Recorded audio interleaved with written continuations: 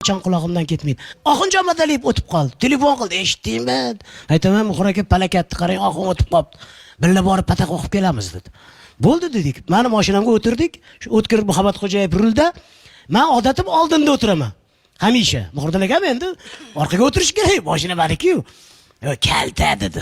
Desam, orqaga o't dedi. Xo'p aka dedim, oldinga o'tirdi.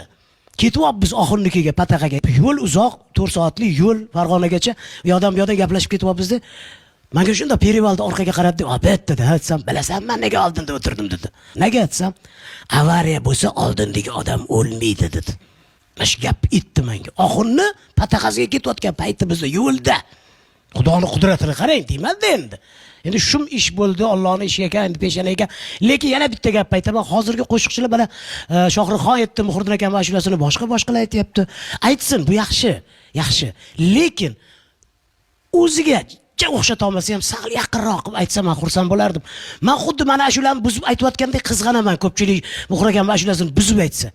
Men juda ham iltimos qilardim hozirgi yosh xonandalardan. Faqat Muhriddin aka emas, Nuriddin aka mashulasi, oxirgi ashulasi etinglar, lekin chirqiramasin arvoh.